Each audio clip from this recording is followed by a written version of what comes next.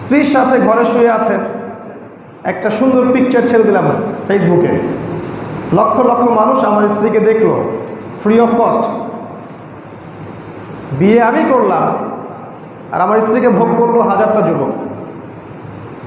তো sense of হিউমারটা নষ্ট হয়ে যাচ্ছে আমাদের। এটা কিন্তু অনলাইনের একটা খারাপ জিনিস।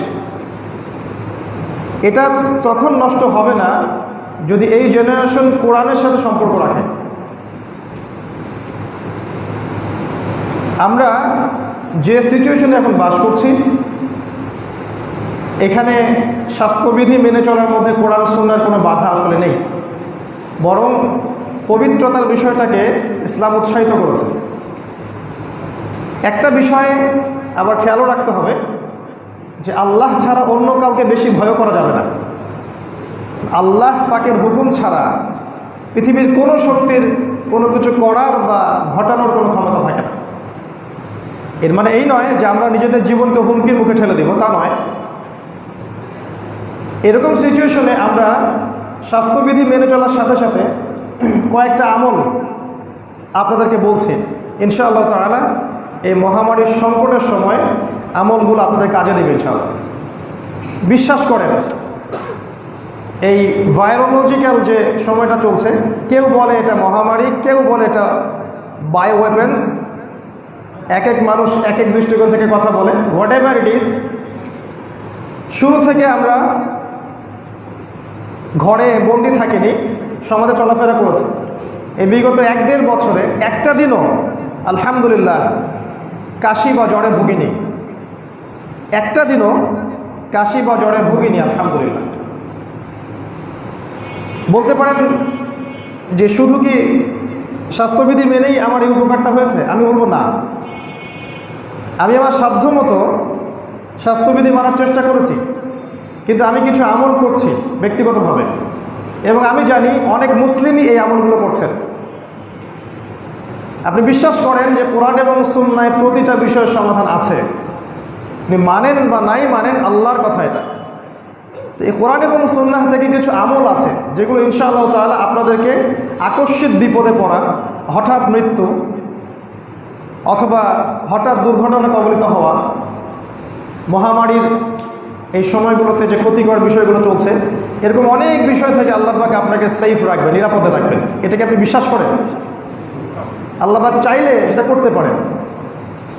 আবার এই আমলগুলো করার পরেও আপনি ইফেক্টেড হতে পারেন যদি আপনার তাকদীরে লেখা থাকে। আউযু বিকালিমাতিল্লাহি তাম্মাতি মিন শাররি মা খালাক, একটা দোয়া।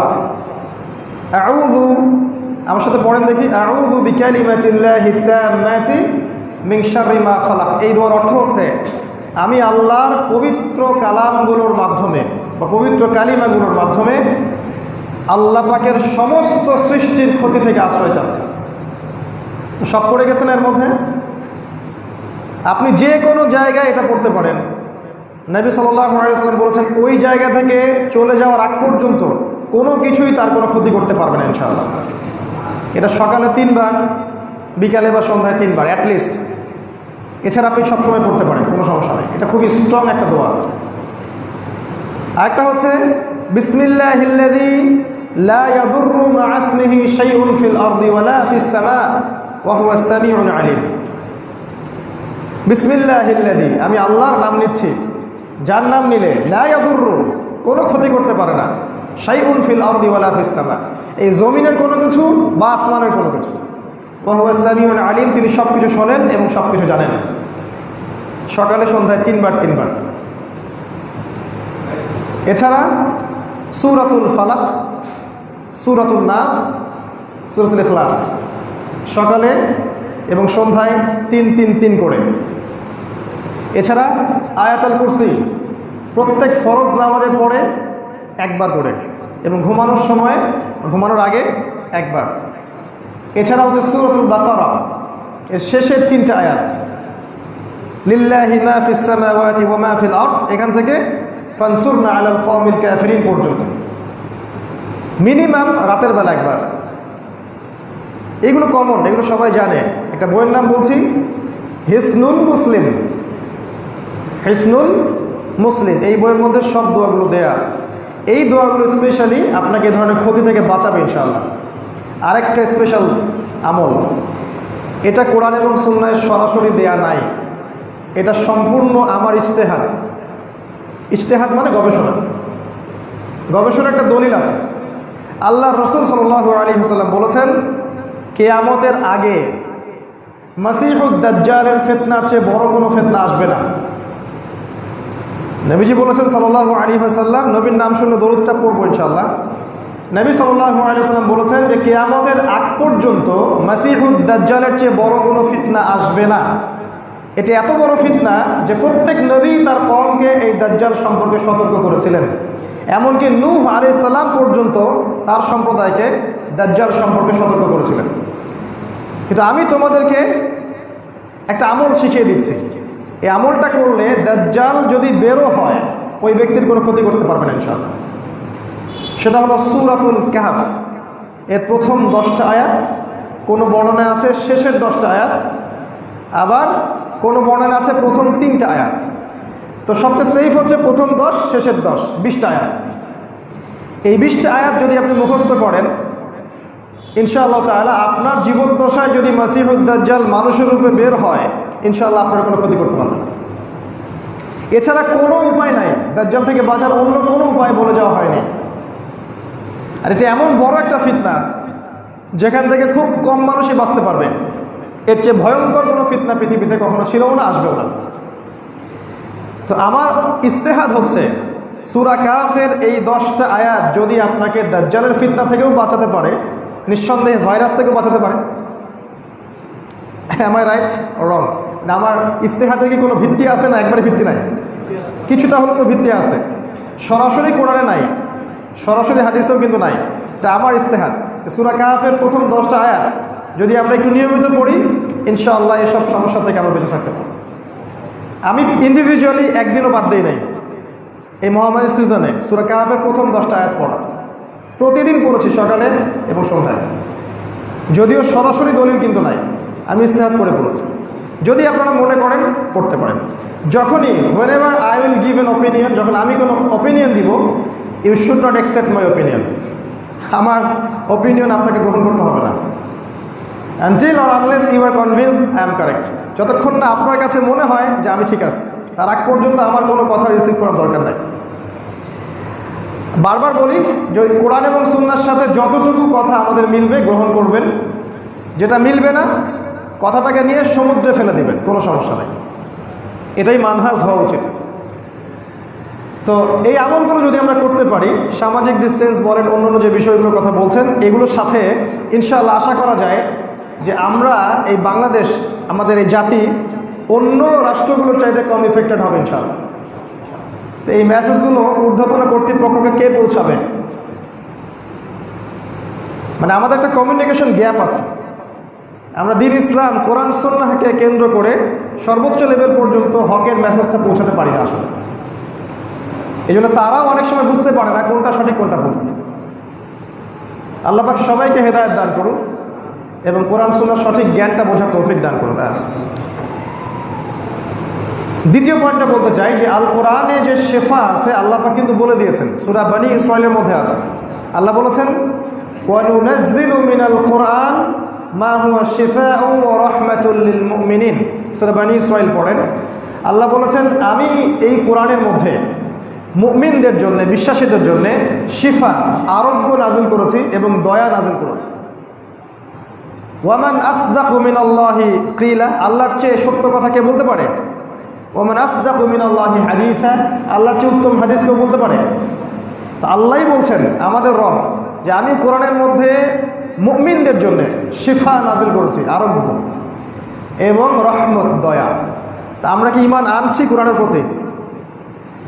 আল্লাহ পাক সূরা বনী ইসরাঈল আরো বলেছেন ওয়াইদা ক্বরাতাল কোরআন, যখন হে নবী আপনি কোরআন তেলাওয়াত করবেন, এটা খুব ভালো করে শোনেন, যখন হে নবী আপনি কোরআন তেলাওয়াত করবেন, জাআলনা বাইনাকা ওয়া বাইনাল্লাযীনা লা ইউমিনুনা বিল আখিরাহ হিজাবান মাসতুরা। যারা আরবি বোঝেন তারা বুঝতে পারছেন।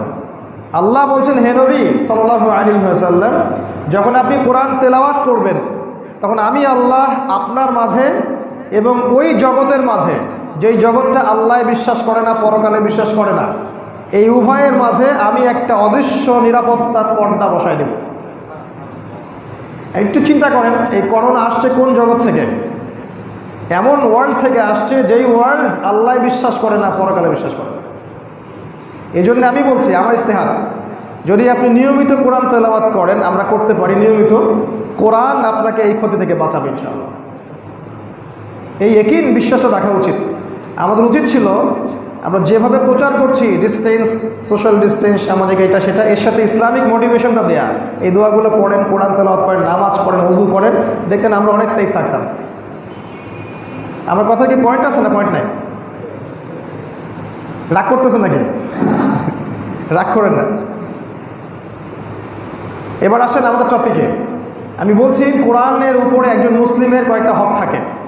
খুব শর্ট করে বলছি। 1 নাম্বার, একজন মুসলিমকে অবশ্যই কোরআন বিশুদ্ধ করে তেলাওয়াত করা শিখতে হবে। এই তেলাওয়াত শেখার জন্য আপনার যত পরিশ্রম করা উচিত। আমার মনে হয় 3 মাস সময় লাগবে যদি আপনি বিশুদ্ধ তেলাওয়াত শিখতে চান। শয়তান আপনাকে বাধা দিবে, শয়তান আপনাকে বোঝাবে যে আপনি অনেক জানেন, জানার দরকার নাই। শয়তান এসে বলবে আমার দ্বারা হবে না, আমি পারবো না। আর শয়তান এসে বুঝাবে যে অনেক সময় এখনো বাকি আছে, পরে শিখে নেব। এই 3টা শয়তানের মেজর অস্ত্র। কোরআন তেলাওয়াত করা শিখুন, নিয়াত করেন আগামী রমজান আসার আগেই কোরআন তেলাওয়াত করা শিখে ফেলবো ইনশাআল্লাহ। পারবো না? ইনশাআল্লাহ। 2 নাম্বার হক হচ্ছে কোরআনের শুধু তেলাওয়াত শিখলেই হবে না, কিছু অংশ মুখস্থ করা উচিত। একটা সূরা বা একটা পারা বা 2 পারা, 3 পারা, 4 পারা, যতটুকু আপনি পারেন, আপনার একটা মিনিমাম কোরআনের একটা অংশ আপনার হিফজ থাকা উচিত। এটা কোরআনের একটা হক। আমরা পারবো না ইনশাল্লাহ? এই যে আপনি 20 বছর পড়াশোনা করেছেন, আমার তো মনে হয় আপনি 2000 কিতাব পড়ছেন, আরও বেশি মেবি। যারা মেডিকেল সায়েন্সে পড়ে কত কঠিন কঠিন বই পড়ে, ইঞ্জিনিয়ারিং যারা পড়ছেন কত কঠিন ফিজিক্সের হিসাব করছেন, যারা ফিলোসফিতে পড়েছেন তাদের মাথা তো আল্লাহ ঝাউলা, যারা ইকোনমিক্স পড়ছেন কত কঠিন সাবজেক্ট, তাই না? বিসিএস কোচিং করছেন, কত পরিশ্রম করছেন। কোরআনের 1 পারা মুখস্থ করা যাবে না ইনশাআল্লাহ? ডেইলি একটা আয়াত, সারাদিন আপনি আজকে আওয়াইলেন, ধরেন সারাদিন ইয়া আইয়ুহান নাস ইন্না খালাকনাকুম মিন যাকারি ওয়া উনসা ওয়া জাআলনাকুম শুউবান ওয়া ক্বাবাইলা লিতাআরাফু ইন্না আকরামাকুম ইনদাল্লাহি আতকাকুম ইন্নাল্লাহা আলিমুন খাবীর। একটা আয়াত সারাদিন পড়লেন, মুখস্থ হবে না? এত বড় আয়াত পড়েন না, সারাদিন পড়লেন ওয়ান নাজমি ইযা হাওয়া, ওয়ান নাজমি ইযা হাওয়া, পারবেন না? আর রহমান আল্লামাল কোরআন খালাকাল ইনসানা আল্লামাহুল বায়ান, 4টা আয়াত সারাদিন পড়া যাবে না? তাহলে আমাদের সমস্যাটা কোথায়? শয়তানের ওয়াসওয়াসা, আমাদের অলসতা আর ইচ্ছার দুর্বলতা, এই তো, আর কিছু না। আল্লাহ পাক সবাইকে কোরআন হিফজ করার তৌফিক দান করুন, আমিন। হাফেজে কোরআনদেরকে কিয়ামতের মাঠে তোলা হবে এবং বলা হবে যে তুমি কোরআন তিলাওয়াত করতে থাকো এবং জান্নাতে তোমার মর্যাদার দিকে উঠতে থাকো। একটা হাদিসে আমি পড়েছিলাম, হাদিসের সনদটা আমি এখন বলতে পারছি না কতটুকু বিশুদ্ধ, যে একজন আহলে কোরআন মানুষ, যে কোরআনওয়ালা মানুষ, কোরআন পড়েছে, শিখিয়েছে, কোরআন চর্চা করেছে, কোরআনের আমল করেছে, হিফজ করেছে, এই মানুষের পিতামাতাকে পর্যন্ত সম্মানের মুকুট পরানো হবে। এই মানুষটার পিতামাতাকে সম্মানের মুকুট পরানো হবে স্পেশাল। তাহলে ওই ব্যক্তির কী ফজিলত সেটা চিন্তা করে নেন। আজকে তো আমরা চাই আমাদের বাচ্চা কাচ্চারা অনেক বড় চাকরি করুক, সরকারি জব করুক, বিসিএস ক্যাডার হোক। এটা করার পরেও কি আল্লাহ পাক আমার মাথায় ওই তাজটা পরাবেন? কোনো গ্যারেন্টি নাই। কিন্তু আমি যদি আমার সন্তানকে কোরআনওয়ালা বানাতাম, আল্লাহ পাক আমার মাথায় কিয়ামতের মাঠে সম্মানের তাজ পরাতেন। ওই দিন যে সম্মানিত হবে সে যে কত সৌভাগ্যবান, আর ওই দিন যে দুর্ভাগা হবে সে যে কত দুর্ভাগ্যবান, এটা ওই দিন না আসলে আমরা বুঝতে পারবো না। আল্লাহ পাক আমাদের প্রত্যেককে ওই দিন সম্মানিত হওয়ার তৌফিক দান করুন, আমিন। 3 নাম্বার হচ্ছে অবশ্যই কোরআনের অর্থ বুঝতে হবে। শুধু তিলাওয়াত করা শিখলাম আর হিফজ করলাম তোতা পাখির মতো, তারাবির নামাজে 4G 5G স্পিডে কোরআন পড়লাম, মুসল্লিও বুঝলো না কি পড়লাম, ইমামও বুঝলো না কি পড়লাম, এরকম করলে সমস্যা আছে। কোরআনের অর্থটা বোঝার চেষ্টা করা উচিত। এর জন্য কি করতে হয়? এর জন্য কোরআনের কিছু গ্রামার শিখতে হয়, আরবি ভাষা শিখতে হয়, আরবি ব্যাকরণ শিখতে হয়। এতটুকু যদি আপনি করেন, পাশাপাশি তাফসীরের বইগুলো পড়েন, যেমন মাআরিফুল কোরআন, জালালাইন বা ইবনে কাসির, ইনশাল্লাহ আপনি কোরআনের একটা মৌলিক মেসেজ পাবেন ইনশাল্লাহ। আমি বলছি না আপনি মুফতি হয়ে যাবেন, মুহাদ্দিস হয়ে যাবেন, তাফসির করবেন, এমন না, কিন্তু মৌলিক মেসেজটা আপনি পেয়ে যাবেন ইনশাল্লাহ। 4 নাম্বার, কোরআনের আদেশগুলো মেনে চলা। কোরআনের যে আদেশগুলো আছে এগুলো মেনে চলার চেষ্টা করা, যেমন সালাত, যাকাত, সাওম, হজ, সত্য কথা বলা, পিতামাতার খেদমত করা, যত আদেশ আছে আল্লাহর সাথে শিরক না করা, এগুলো মেনে চলা উচিত। তারপরে 5 নাম্বার হচ্ছে নিষেধ বর্জন করা। কোরআনের আদেশ মানার সাথে সাথে নিষেধগুলোকেও বর্জন করতে হবে বা করা উচিত। যেমন আমি যদি 5 ওয়াক্ত নামাজ পড়ি ঠিকই, কিন্তু ইকোনমিক লাইফে আমি পাক্কা সুদখোর থাকি, তাহলে কোরআনের সাথে গাদ্দারি করা হয়েছে, তাই না? রাগ করলেন নাকি? যদি আমি ব্যক্তিগত জীবনে ইবাদত বন্দেগী খুব মাশাআল্লাহ ভালো করছি, কিন্তু অর্থনৈতিক জীবনে গিয়ে পাক্কা সুদ খাচ্ছি, তাহলে কোরআনের কিছু অংশ মানছি, কিছু অংশ মানি নাই। আর এই সুদের বিরুদ্ধে আল্লাহ পাক কি বলেছেন? যে আমি এর বিরুদ্ধে যুদ্ধ ঘোষণা করলাম। আল্লাহ যার বিরুদ্ধে যুদ্ধ ঘোষণা করলেন সে কি জান্নাতে যাবে? কোরআন পড়ার পরেও যদি একটা যুবক ছেলে মাদকদ্রব্য সেবন করে, তাহলে কিছু কোরআন মানলো, কিছু মানলো না, এদেরকে যন্ত্রণাদায়ক শাস্তি দেওয়া হবে। আল্লাহ পাক বলেছেন সূরা বাকারার 85 এবং 86 নম্বর আয়াতে, পড়ে দেখবেন। আল্লাহ বলেছেন আফাতুমিনুনা বিবা'দিল কিতাব ওয়া তাকফুরুনা বিবা'দ, তবে কি তোমরা কোরআনের কিছু অংশকে মানো আর কিছু অংশকে মানো না? فمن يفعل ذلك فما جزاء من يفعل ذلك إلا خزي في الحياة الدنيا। এরকম কাজ যারা করবে, কোরআনের কিছু অংশকে মানে কিছু অংশকে মানে না, আল্লাহ বলছেন এই পৃথিবীতেই আমি ওদেরকে লাঞ্ছিত করে দেব। নাউজুবিল্লাহ, সুবহানাল্লাহ বলতে হয় না, নাউজুবিল্লাহ বলতে হয়। এই পৃথিবীতেই আল্লাহ পাক ওদেরকে লাঞ্ছিত করে দিবেন। ওয়াউমাল কিয়ামা ইউরাদ্দুনা ইলা আশাদ্দিল আযাব, আর কিয়ামতের মাঠে এদেরকে আল্লাহ পাক যন্ত্রণাদায়ক শাস্তি প্রদান করবেন। কাদেরকে? যারা কোরআনের কিছু অংশকে মানে কিছু অংশকে মানে না। একটু আমরা নিজেদের আয়নায় দাঁড় করাই, উত্তর আমাদের বিবেক দিয়ে দিবে। নিজের হিসাব নেওয়ার জন্য কে যথেষ্ট? নিজেই যথেষ্ট। আল্লাহ পাক এটাও সূরা বনী ইসরাঈলে বলেছেন, ইকরা কিতাবাক। আল্লাহ পাক কিয়ামতের মাঠে বলবেন সবাইকে, আপনাকে আমাকে সবাইকে, ইকরা কিতাবাক, তোমার বই পড়ো, আমলনামা, তোমার বই তুমি নিজেই পড়ো। ওয়া কাফা বিনাফসিকাল ইয়াওমা আলাইকা হাসিবা, আজকে তুমি নিজেই তোমার হিসাব নেওয়ার জন্য যথেষ্ট। আল্লাহ পাক আমাদেরকে ওই দিন যেন মাফ করে দেন, আল্লাহুম্মা আমিন। এরপরের একটা হক আছে, সেটা হলো কোরআনের দাওয়াতটা মানুষের কাছে পৌঁছে দেওয়া, যেমনটা আপনারা আজকে করছেন, এটা একটা হক আদায় হলো। এই দাওয়াতটা পৌঁছে দেওয়ার জন্য কোনো সেক্টেরিয়াল ডিভিশন দরকার নাই। আমরা সবাই মুসলিম, সবাই আল্লাহর বান্দা, আমরা ওয়ান উম্মাহ। মসজিদ ভিত্তিক হোক, প্রতিষ্ঠানের উদ্যোগে হোক, সোশ্যালি হোক, যেভাবে হোক কোরআনের মেসেজটাকে আপনাকে পৌঁছে দেওয়া উচিত। যদি আপনার কাছে পলিটিক্যাল পাওয়ার থাকে, উচিত হবে সেটা দিয়ে জনগণের মাঝখানে কোরআনের দাওয়াতটা পৌঁছে দেওয়া। এতে আপনার লাভ ছাড়া কোনো ক্ষতি নাই। মানুষ যত কোরআনের কাছে আসবে তত সে নিয়মতান্ত্রিক জীবনযাপন করবে এবং সে ইনশাল্লাহ বিপথে যাবে না ইনশাআল্লাহ। আরেকটা হক হচ্ছে কোরআনের কিছু লস এবং ফান্ডামেন্টাল আছে, বিধান, এগুলিকে এস্টাবলিশ করার চেষ্টা চালু করা। যেমনটা করবেন ঈসা আলাইহিস সালাম, যেমনটা করবেন ইমামুল মাহদী। তারা যখন পৃথিবীতে আসবেন, এবং তারা অচিরেই আসবেন, কত বছর পর আল্লাহ ভালো জানেন, তারা যখন আসবেন তারা এই জেরুজালেম থেকে, যে জেরুজালেম ইসরায়েল দখল করে রাখছে আমাদের জায়গা, সেখানে তার ইসলামিক খেলাফা বাস্তবায়ন করবেন এবং সেখান থেকে তারা সারা বিশ্বে ইসলামিক খেলাফা ছড়িয়ে দিবেন। এটা কুদিয়াল আমর, লেখা হয়ে গেছে। মানে আপনার ইউনাইটেড নেশনস আপনার ন্যাচারালি কিছু করতে পারবেন, এটা লেখা হয়ে গেছে আল্লাহর কাছে, আল্লাহ পাক লিখে ফেলছেন এটা, এবং রাসূলুল্লাহ সাল্লাল্লাহু আলাইহি ওয়াসাল্লাম জানিয়ে দিয়ে গেছেন যেটা হতে যাচ্ছে, সময়ের ব্যাপার মাত্র, তখন তারা সারা ওয়ার্ল্ড ওয়াইড এটা ছড়িয়ে দিবে।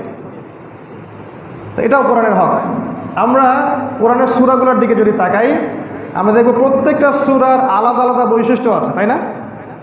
সূরা ফাতিহা একটা সূচনা, আপনার সূরা বাকারা এখানে অনেক বিধিবিধান আছে, সূরা আলী ইমরান পরিবারের কথা আছে, সূরা মারিয়ামের মধ্যে মারিয়াম আলাইহিস সালামের কথা আছে না?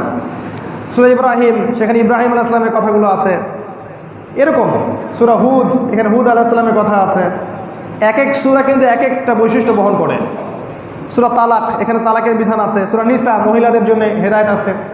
এই ব্যাপার সেটা ঠিক এরকমই আমি বলি যে প্রতিটা সূরা একটা করে চূড়া, মানে পাহাড়ের চূড়ায় উঠলে আপনি অনেক দূর পর্যন্ত দেখতে পারবেন। এক একটা সূরার ভিতরে ঢুকে গেলে আপনি ওই বিষয়ের অনেক দূর পর্যন্ত জ্ঞান পাবেন ইনশাআল্লাহ। তো সূরা হুজুরাত, যেটা আমাদের আজকের সূরা, এই সূরার মূল বৈশিষ্ট্য হচ্ছে এটা মুসলিম ভ্রাতৃত্বের সূরা। এই সূরাটা হচ্ছে একটা আদর্শ সমাজ গঠনের সূরা। এখানে এত চমৎকার কিছু হেদায়েত আছে।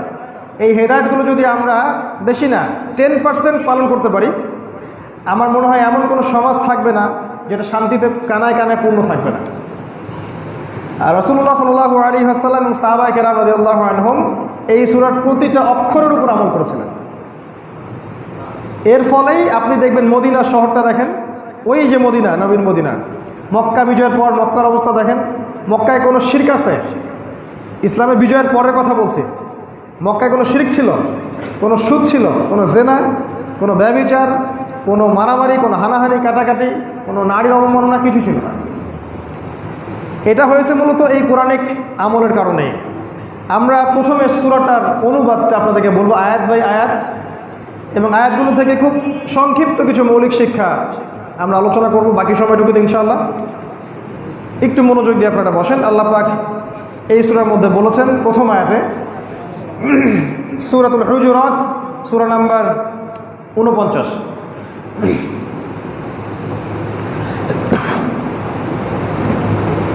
আউযু বিল্লাহি মিনাশ শাইতানির রাজীম। আল্লাহ পাক প্রথম আয়াতে বলছেন ইয়া আইয়ুহাল্লাযীনা আমানু। একটু মনোযোগ দিবেন, প্রতিটা আয়াত ইম্পর্টেন্ট, এবং আমি খুব ডিটেলস কথা বলার সময় পাবো না। পাঁচ লাইনগুলো বলবো, আপনাদেরকে বুঝে নিতে হবে, এবং আমার কাছে ওয়াদা করতে হবে আজকে যাওয়ার আগে বাসায় গিয়ে আজকে এই সূরাটা অর্থসহ সবাই পড়বেন। ওয়াদা করছেন ইনশাআল্লাহ? আল্লাহ পাক বলছেন ইয়া আইয়ুহাল্লাযীনা আমানু। শোনেন, আল্লাহ বলছেন, এটা আমার কথা না, এটা মুহাম্মদ সাল্লাল্লাহু আলাইহি ওয়াসাল্লামের কথা না, এটা আল্লাহর কথা। যে আল্লাহর কাছে আমাদেরকে ফিরে যেতে হবে, যে আল্লাহর হাতে আমাদের জীবন, যে আল্লাহর হাতে আমাদের মরণ, যে আল্লাহর হাতে আমাদের সব কিছু, তার এক হুকুমে সব কিছু হয়ে যায়, ওই আল্লাহ কথা বলছেন। আর রাসূলুল্লাহ সাল্লাল্লাহু আলাইহি ওয়াসাল্লাম তিনি এটা তার কথা আমাদের কাছে পৌঁছে দিয়েছেন, তাই তো? আল্লাহ বলছেন ইয়া আইয়ুহাল্লাযীনা আমানু, হে মুমিনগণ, তোমরা যারা ঈমান এনেছো, ঈমানদারদেরকে আল্লাহ পাক বলছেন, কি বলছেন? লা তুকদ্দিমু, লা তুকদ্দিমু, তোমরা অগ্রগামী হইও না, আগ বেরো না, বাইনা ইয়াদাইল্লাহি ওয়া রাসূলিহি, আল্লাহ এবং তার রাসূলের সামনে। হে মুমিনগণ, তোমরা আল্লাহ এবং তার রাসূলের সামনে অগ্রগামী হইও না, আগ বেরো না। ওয়াত্তাকুল্লাহ, আল্লাহকে তোমরা ভয় করো। ইন্নাল্লাহা সামিউন আলিম, নিশ্চয় আল্লাহ পাক প্রত্যেকটা বিষয় শোনেন এবং জানেন। কোরআনের কথাগুলো স্পষ্ট না? কয়েকটা পয়েন্ট আল্লাহ বলেছেন হে ঈমানদারগণ। কারা ঈমানদার? ঈমানদারের সংজ্ঞা জানতে হলে আপনাকে হাদিসে জিবরিল যেতে হবে। হাদিসে জিবরিল মানে হচ্ছে জিবরাইল আলাইহিস সালাম ইতিহাসে, হিউম্যান হিস্ট্রিতে মাত্র একবার মানুষের রূপ ধরে পাবলিক প্লেসে এসেছিলেন। যখন নবী সাল্লাল্লাহু আলাইহি ওয়াসাল্লাম মসজিদে বসেছিলেন আর সাহাবীরা এইভাবে তাকে ঘিরে ধরেছিলেন, এরকম একটা সময় জিবরাইল আলাইহিস সালাম মানুষের রূপ ধরে মসজিদে এসেছেন। সহিহ মুসলিমের 9 নম্বর হাদিস, মিশকাতের 2 নম্বর মেবি হাদিসটা। তিনি আসলেন, এসে রাসূলের এই হাঁটুর সাথে হাঁটু লাগিয়ে দিয়ে বসলেন, আর সবাই অবাক হয়ে তাকায় আছে তার দিকে, যে এটা আবার কোন মানুষ, ধবধবা সাদা পোশাক, কালো চুল, মাশাআল্লাহ খুব হ্যান্ডসাম, এবং তাকে দেখে মনে হচ্ছে না যে তিনি সফর করে আসছেন। মনে হচ্ছে আকাশ থেকে টুক করে পড়লো মানুষটা। তো সবাই অবজার্ভ করছে, তিনি আসলেন, বসলেন, এসে বললেন নবীকে ইয়া মুহাম্মদ, হে মুহাম্মদ সাল্লাল্লাহু আলাইহি ওয়াসাল্লাম, আখবিরনি আনিল ইসলাম, আমাকে ইসলাম সম্পর্কে বলেন।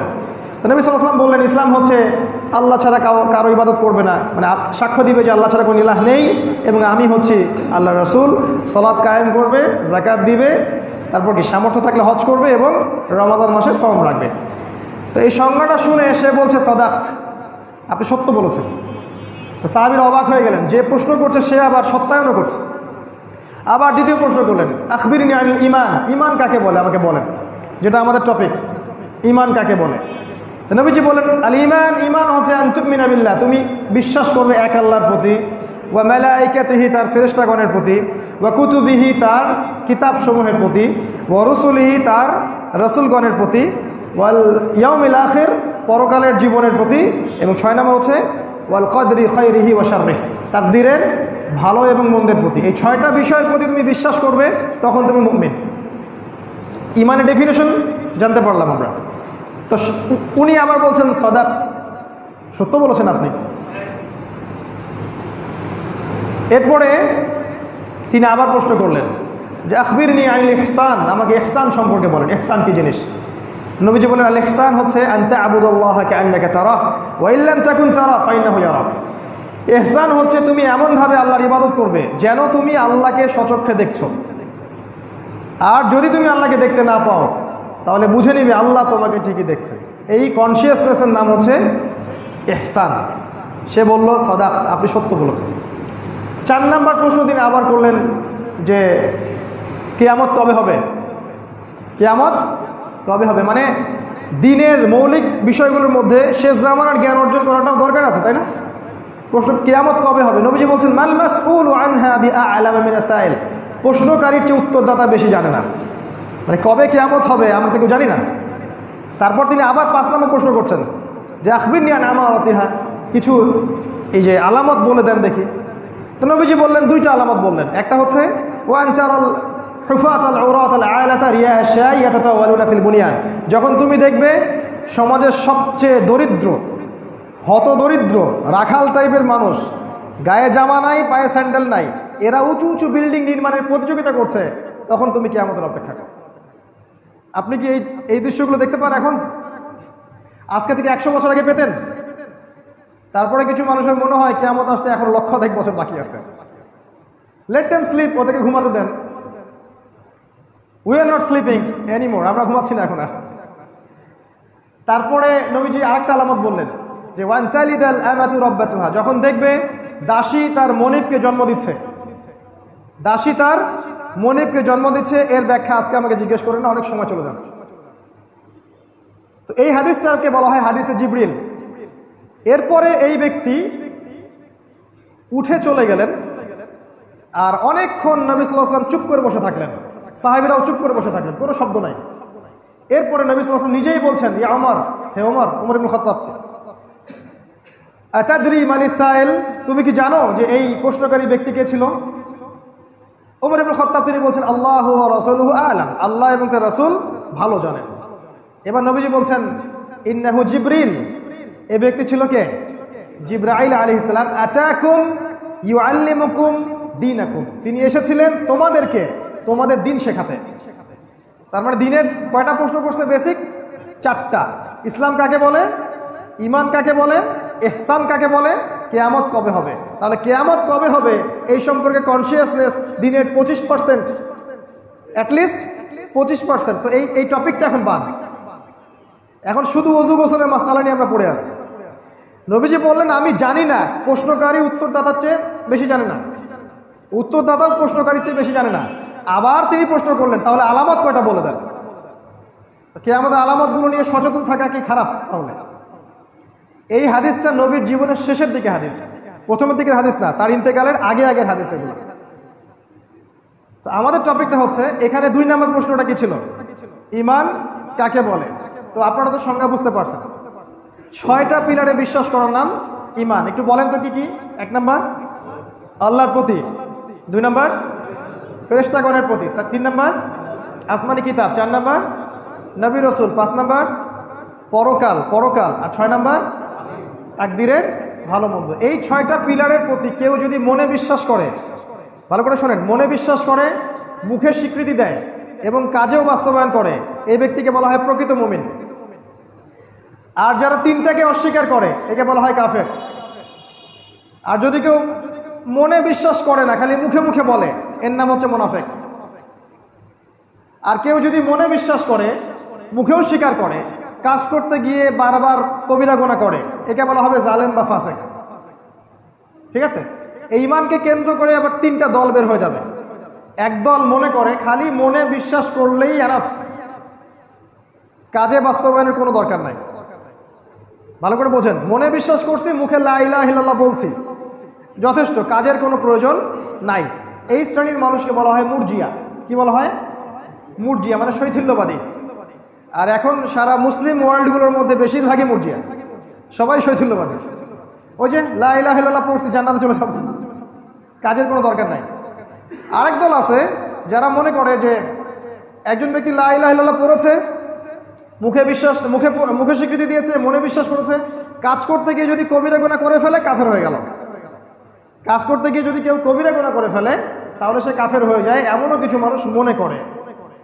যারা মনে করে, ভালো করে বোঝেন, যারা মনে করে যে কবিরা গুনাহ করলে কোনো ব্যক্তি কাফের হয়ে যায়, এদেরকে বলা হয় খারেজি। যারা পেট্রো ডলার নিয়ে কথা বলে ওদেরকে খারেজি বলে না। যারা জায়নিস্ট মুভমেন্টকে নিয়ে কথা বলে ওদেরকে খারেজি বলে না। যারা ওয়ান উম্মাহ কনসেপ্ট নিয়ে কথা বলে এদেরকে খারেজি বলে না। যারা ইসরায়েলের এগেইনস্টে কথা বলে ওদেরকে খারেজি বলে না। যারা নির্যাতিত মুসলিম উম্মার পক্ষে কথা বলে এদেরকে খারেজি বলে না। খারেজি কাদেরকে বলে? যারা বিশ্বাস করে কবিরা গুনাহ করলে কোনো ব্যক্তি কাফের হয়ে যায়, এদেরকে খারেজি বলে। যারা ইসলামের নামে এই সকল জঙ্গিবাদ বা সন্ত্রাসবাদে জড়িয়েছে, এদের আকীদা কি জানেন? এরা বিশ্বাস করে যে কেউ কবিরা গুনাহ করলেই কাফের হয়ে যায়, এই জন্য মারা যায়। এই জন্য দেখবেন মুসলিম কান্ট্রিগুলোতে এরা এভাবে বিশৃঙ্খলা সৃষ্টি করে বেড়াচ্ছে। আর ওরা মনে করে কবিরা গুনাহ করলেই কি হয়? কাফের হয়ে যায়। কেউ কাফের হয়ে গেলে তো মারা যায়, ওর সেন্সে আর কি। এই বিষয়গুলো যেহেতু আমাদের সব মহলে চর্চা হয় না, এই জন্য ওরা জানে না আসলেই কারা মুরজিয়া, কারা খারেজি, কারা সন্ত্রাসী, কারা কি বুঝতে পারে না। ইমানকে কেন্দ্র করে আলোচনা, ইমানকে কেন্দ্র করে কেউ যদি শৈথিল্যতা প্রদর্শন করে একে বলা হয় মুরজিয়া। আর চরম পন্থায় চলে যায় একে বলা হয় খারেজি। আর মধ্যম পন্থা কারা? আহলে সুন্নাহ ওয়াল জামাত। তারা বিশ্বাস করে যে মনে বিশ্বাস জরুরি, অবশ্যই মুখে স্বীকৃতিও জরুরি এবং কাজে বাস্তবায়নও জরুরি, কিন্তু কাজে বাস্তবায়ন করতে গিয়ে কেউ যদি কবিরা গুনাহ করে ফেলে সে ব্যক্তি কাফের হয়ে যায় না, বরং তার তওবার দরজা খোলা থাকে। কথা কি বুঝতে পারছেন? এই হচ্ছে আপনার আহলে সুন্নাহ ওয়াল জামাআর আকীদা। এটা হচ্ছে আমাদের আকীদা, এটাই আমাদের মানহাজ, এটাই সালাফিদের আকীদা। সালফে সালেহিন এই আকীদা ফলো করেছে। তো আল্লাহ পাক এই মুমিনদেরকে বলছেন। আরেকটা পয়েন্ট আছে, সেটা হলো আমরা ওযু ভঙ্গের কারণ অনেকে জানি, ঈমান আমার ভঙ্গ হয়ে যায় এই কারণ আবার অনেকে জানি না। 10টা কারণ আছে ঈমান ভঙ্গের, এগুলো একটু ওয়েবসাইট ঘেটে দেখে নেবেন। ঈমান ভঙ্গের 10টা কারণ। যেমন কেউ যদি শিরক করে ঈমান ইসলাম থেকে একটু বিচ্যুত হয়ে যায়, কেউ জাদু করে বিচ্যুত হয়ে যায়, কেউ যদি আল্লাহর রাসূলের সুন্নতের চেয়ে অন্যের সুন্নতকে বেশি সুপিরিয়র মনে করে সেও কিন্তু ওই কাটা পড়ে যায়, কেউ যদি আল্লাহ এবং তার বান্দার মাঝে মধ্যস্থতা স্থাপন করে কাটা পড়ে যায়। এরকম আরও অনেক কারণ আছে, আজকে এত বলার সময় পাচ্ছি না। ঈমান ইসলাম ভঙ্গের 10টা কারণ আছে, আপনি দেখে নেবেন অন্য বইয়ের মধ্যে। তো এই মুমিনদেরকে আল্লাহ পাক কি বলছেন? লা তুকাদ্দিমু, তোমরা আগ বেরো না। কার আগ বেরো না? বাইনা ইয়াদাল্লাহি ওয়া রাসূলি, আল্লাহ এবং তার রাসূলের আগ বেরো না। আল্লাহকে ভয় করো, আল্লাহ পাক সবকিছু শোনেন এবং জানেন। শিক্ষাটা কি তাহলে? জীবনের কোনো ক্ষেত্রেই, ইবাদত বন্দেগীর জীবন হোক, ব্যক্তিগত জীবন হোক, পারিবারিক জীবন হোক, আপনার অর্থনৈতিক জীবন হোক, বা আপনার পলিটিক্যাল লাইফ হোক, কোনো লাইফেই আল্লাহ আপনাকে নির্দেশ দিচ্ছেন যে আপনি আল্লাহ এবং তার রাসূলের আগ বাড়িয়েন না। আল্লাহ এবং তার রাসূলের যে হুকুম আহকাম আছে এর অগ্রগামী হবেন না, একে সীমা লঙ্ঘন করেন না। তো এই কথাটা কি আল্লাহর কথা না আমরা বানালাম? এই কথাটা কি আপনি ভালোভাবে রিসিভ করবেন না খারাপভাবে নেবেন? আল্লাহ নাসিহা করছেন আপনাকে, আল্লাহ এবং তার রাসূলের আগ বেরো না, আল্লাহকে ভয় করো। ওয়াত্তাকুল্লাহ ইন্নাল্লাহা সামিউন আলিম। আল্লাহ পাক দ্বিতীয় আয়াতে বলছেন, ইয়া আইয়ুহাল্লাযীনা আমানু, খুব ভালো করে শোনেন, হে মুমিনগণ। ঈমানের সংজ্ঞা তো বুঝলেন। হে মুমিনগণ, লা তারফাউ আসওয়াতাকুম, লিসেন টু মি কেয়ারফুলি, লা তারফাউ আসওয়াতাকুম, তোমরা তোমাদের কণ্ঠস্বর উঁচু করো না, তোমরা তোমাদের কণ্ঠস্বর উঁচু করো না, ফাওকা সাউতিন নবী, নবীর কণ্ঠস্বরের উপরে। আল্লাহর নবী মুহাম্মদ সাল্লাল্লাহু আলাইহি ওয়াসাল্লামের কণ্ঠস্বরের উপরেও তোমরা কণ্ঠস্বর উঁচু করো না। তাহলে আল্লাহ এবং তার রাসূলের বিধানের উপরে কেমন করে আপনি যেতে পারেন? আমার কথা কি বুঝতে পারছেন? আল্লাহ বলছেন নবীর কণ্ঠস্বর যে লেভেলে, তার চেয়ে উঁচু স্বরে কথাও বলো না। তাহলে কিভাবে আমরা আল্লাহ তার রাসূলকে অগ্রাহ্য করতে পারি? তাদেরকে বাদ দিয়ে অন্য ইবাদত করতে পারি, তাদের সুন্নাহ বাদ দিয়ে অন্য সুন্নাহ ফলো করতে পারি, তাদের কনস্টিটিউশন বাদ দিয়ে আমরা অন্য লস কিভাবে ফলো করতে পারি? তারপরেও কেমন করে আমরা মুসলিম থাকতে পারি বা মুমিন থাকতে পারি? আল্লাহ বলছেন ওয়ালা তাজহারু লাহ, জোরে কথা বলো না। তাজহারু লাহ মানে জোরে কথা বলো না। বিল কওলি কাজাহরি বা'দিকুম লিবা'দ, তোমরা একে অপরের সাথে যেমন করে জোরে কথা বলো এভাবে নবীর সামনে জোরে কথা পর্যন্ত বলবে না। কি হবে তাহলে? আন তাহবাতা আমালুকুম ওয়া আনতুম লা তাশউরুন, তোমাদের সমস্ত আমল ধ্বংস হয়ে যাবে, তোমরা বুঝতেও পারবে না। মানে আমাদের অজান্তেই আমলনামা ডিলিট, ফরম্যাট। কিয়ামতের মাঠে উঠে দেখবো আমলনামায় কোনো নেকি নাই। নাউযুবিল্লাহি মিন যালিক। অপরাধটা কি? শুধু আল্লাহর রাসূলের সামনে জোরে কথা বলছে, ব্যাস এটাই। তাহলে তার অবাধ্যতা করা কি পরিমাণ শাস্তি সেটা আপনি বুঝে নেন। এখানে একটা তাফসীর আছে, আবু বকর সিদ্দিক এবং উমর রাদিয়াল্লাহু আনহু। আবু বকর সিদ্দিক এবং উমর রাদিয়াল্লাহু আনহু একবার নবীর সামনে বসেছিলেন, কোন একটা বিষয় নিয়ে উভয়ের মাঝখানে কথা কাটাকাটি হয়েছে, হতে পারে, তারা মানুষ। তো এরপরে এই আয়াতটা নাজিল হয়, আর আবু বকর সিদ্দিক উমর রাদিয়াল্লাহু আনহু দুজন আল্লাহর ভয়ে থরথর করে কাঁপতে থাকে। উমর ইবনে খাত্তাব বলেন, এরপর থেকে তিনি রাসূলের সামনে এমনভাবে কথা বলতেন যে নবীকে আবার জিজ্ঞেস করতে হতো যে কি বললো, আরেকবার বল। কথা বুঝতে পারছেন? আরেকজন সাহাবীর নাম এসেছে, তার নাম হচ্ছে সাবিত বিন কায়েস রাদিয়াল্লাহু আনহু। তিনি, তার ব্যাপারেও এই একটা ঘটনা আসে। তিনি কোনো একদিন মসজিদে আর আসতেছে না, বাসায় বসে থাকে, কান্নাকাটি করে। সাহাবীরা গিয়ে বললেন, কি সমস্যা, মসজিদে আসেন না কেন? তিনি বলেন, আমার তো আমলনামা ধ্বংস হয়ে গেছে, কারণ আমি আল্লাহর রাসূলের সামনে উঁচু স্বরে কথা বলছিলাম। পরে নবীজি লোক পাঠালেন, গিয়ে বললেন, ওকে ডেকে নিয়ে আসো, বলো যে সে জাহান্নামী না, সে জান্নাতি। এই সাহাবী মৃত্যুবরণ করেছেন ইয়ামামার যুদ্ধে, ইয়ামামার মুসাইলামা কাযযাবের সাথে যে যুদ্ধ, এই যুদ্ধে। আল্লাহ পাক তাকে জান্নাতুল ফিরদৌস দান করুন, আমিন। এরপর আল্লাহ পাক বলছেন, ইন্নাল্লাযীনা ইয়াগুদ্দুনা আসওয়াতাহুম ইনদা রাসূলিল্লাহ, যারা আল্লাহর রাসূলের নিকটে এসে তাদের গলার ভয়েসটাকে নিচু করে রাখে, উলাইকা আল্লাযীনা ইমতাহানাল্লাহু কুলুবাহুম লিত্তাকওয়া, এরাই সেই সব ব্যক্তি যাদের কলবটাকে আল্লাহ পাক তাকওয়ার জন্য পরীক্ষিত করে ফেলছেন। মানে কলবগুলোকে আল্লাহ পাক চুজ করছেন, এদের কলবে আল্লাহ পাক তাকওয়া দিয়ে দিয়েছেন। কাদেরকে? যারা আল্লাহর রাসূলের সামনে নিচু স্বরে কথা বলে, এদেরকে। তার মানে সেই প্রত্যেক ব্যক্তি যারা আল্লাহ এবং তার রাসূলের বিধানের আনুগত্য করে, নিঃসন্দেহে তাদেরকে আল্লাহ পাক তাকওয়া দিয়ে দিবেন। আর সেই প্রতিটা ব্যক্তি যারা আল্লাহ এবং তার রাসূলের বিধানকে লঙ্ঘন করছে, আল্লাহ পাক তাদের অন্তরে তাকওয়া দিবেন। আল্লাহ পাক বলছেন, আরো আছে ওদের পুরস্কার, লাহুম মাগফিরাহ, ওদের জন্য আছে পুরো ক্ষমা, ওয়া আজরুন আযীম, এবং মহান পুরস্কার। আল্লাহ পাক এরপর আয়াতে বলছেন, ইন্নাল্লাযীনা ইউনাদুনাকা মিন ওয়ারাইল হুজুরাত, হে নবী, তোমাকে যারা হুজুরাতের পিছন দিক থেকে ডাকছিল। হুজরা মানে হচ্ছে নবীর যে কক্ষগুলো ছিল, ছোট ছোট কক্ষ, এগুলোকে কি বলে? হুজরা। এর বহু বচন হুজুরাত। এই হুজুরাতের আড়াল থেকে যারা তোমাকে উচ্চ স্বরে ডাকছিল, আকসারুহুম লা ইয়াকিলুন, এদের বেশিরভাগের কোনো আকল নাই। মানে বেদুইন চেনেন? আরব বেদুইন, গ্রাম্য পল্লীর মানুষ কিছু থাকে না? আরবের কিছু বেদুইন নবীর কাছে এসেছিলেন সাল্লাল্লাহু আলাইহি ওয়াসাল্লাম, এসে বাড়ির পিছন থেকেই ডাকাডাকি শুরু করছে, ইয়া মুহাম্মদ, ইয়া মুহাম্মদ, ইয়া মুহাম্মদ বলে ডাকছে, আমাদের কাছে আসেন, বের হন। ওদের কাছে ম্যানার নাই, আসলে ম্যানারলেস। আমার কাছে মনে হয় স্টিল তারা ম্যানারলেস, স্টিল ম্যানারলেস। যাই হোক, তো এর পরিপ্রেক্ষিতে নবী কিন্তু কোনো কথা বলেননি যে আমাকে এভাবে ডেকো না, বা কি বেয়াদবের মতো কথাবার্তা শুরু করছো, কিচ্ছু বলেননি নবী সাল্লাল্লাহু আলাইহি ওয়াসাল্লাম। তিনি মনে মনে একটু কষ্ট পাইছেন, আর আমাদের নবী মনে মনে একটু কষ্ট পাইছেন যে এইভাবে ডাকে আমাকে। তা আল্লাহ পাক তার নবীর মনের কষ্ট সহ্য করেন নাই, আয়াত নাজিল করে দিয়েছে। তাহলে আজকে নবীকে প্রকাশ্যে যারা কষ্ট দেয়, ওদের কি হবে চিন্তা করছেন কখনো? আল্লাহ পাক বলছেন, ওয়ালাউ আন্নাহুম সাবারু, যদি ওরা সবর করত, লাকানা খায়রাল লাহুম হাত্তা তাখরুজা ইলাইহিম লাকানা খায়রাল লাহুম, যতক্ষণ তুমি ওদের কাছে বের হয়ে আসো এই পর্যন্ত ওরা যদি সবর করত, এটা ওদের জন্য উত্তম হতো। আল্লাহু গফুর রহিম, আল্লাহ পাক ক্ষমাশীল, পরম দয়ালু। আল্লাহ পাক মানে মাফ করে দিয়েছেন তারপরেও, ইন্নাল্লাহা গফুরুর রহিম। তাহলে আমরা একটা আদব শিখলাম, নবী সাল্লাল্লাহু আলাইহি ওয়াসাল্লামের ক্ষেত্রে আমাদের গলার ভয়েস, আমাদের আনুগত্য কত মানে আত্মসমর্পণকারী লেভেলে হওয়া উচিত, আমরা একটা বুঝতে পারলাম। যদি করতে পারি, আমরা পাবো ক্ষমা এবং আজরুন আযীম, মহান পুরস্কার। এরপর 6 নম্বর আয়াত আল্লাহ পাক বলছেন, খুবই ইম্পর্টেন্ট আয়াত এই যুগের প্রত্যেক মানুষের জন্য, ইয়া আইয়ুহাল্লাযীনা আমানু, হে মুমিনগণ, আপনার রব আপনাকে বলছেন, হে মুমিনগণ, ইন জাআকুম ফাসিকুম বিনাবাইন ফাতাবায়ানু, ভালো করে শুনেন। আল্লাহ বলছেন, যদি তোমাদের কাছে কোনো ফাসেক বা পাপাচারী কোনো সংবাদ নিয়ে আসে ফাতাবায়ানু, এটাকে তোমরা আগে পরীক্ষা করে দেখবে। কথাটাকে বিশ্বাস করবে না, আগেই কথাটাকে আগে পরীক্ষা করে দেখবে। কেন?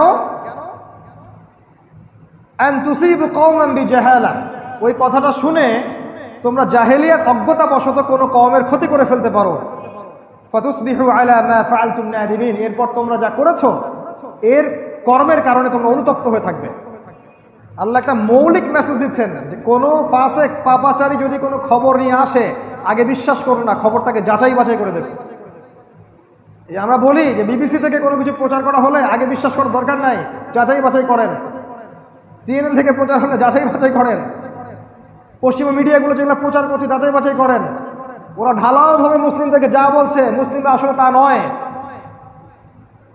আমরা শান্তিকামী জাতি, আমরা স্থিতিশীল জাতি, আমরা সমৃদ্ধ জাতি, আমরা রাজকীয় জাতি।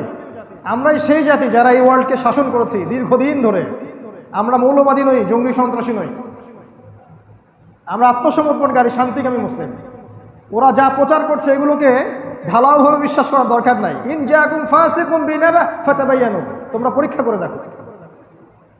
একজন বলল যে ইরাকে সাদ্দাম হোসেনের কাছে পারমাণবিক অস্ত্র আছে, বাস বিশ্বাস করে ফেললাম। পরে দেখলো কোনো অস্ত্রই নাই, এদিকে এই যুদ্ধে লাখ লাখ মানুষ মারা গেল। এই মিডিয়ার জগতে খুব খেয়াল রাখবেন, যত মিডিয়া আছে প্রচার করছে সংবাদগুলোকে অবশ্যই কোরআন সুন্নাহ এবং বিশ্বস্ত মিডিয়া, বিশ্বস্ত উৎস থেকে যাচাই বাছাই করে দেখবেন। অন্ধভাবে কাউকে বিশ্বাস করবেন না, স্পেশালি সে যদি ফাসেক হয়ে থাকে। তো এই আয়াতটা একটা দলিল, যারা ইসলাম নিয়ে কথা বলবে ওলামায়ে কেরাম, তাদের কাছে যখন কোনো কথা আসে কোরআনের বা হাদিসের বা কোনো ব্যক্তি সম্পর্কে, তাদের উচিত তার সম্পর্কে আগে ভালো করে যাচাই বাছাই করা। না বাছাই করে একটা কথা বলে দিলেন, তাহলে আপনি দিন শেষে আপনার সম্মান হারাবেন এবং কোরআন লঙ্ঘন করবেন। এগুলো সমস্যা আমাদের উম্মার। এই আয়াতের উপর আল্লাহ পাক আমাদেরকে আমল করার তৌফিক দান করুন, আমিন। ওয়ালামু, আল্লাহ বলছেন জেনে রাখো, আন্না ফীকুম রাসূলুল্লাহ, তোমাদের মাঝে আল্লাহর রাসূল এখনো উপস্থিত আছে।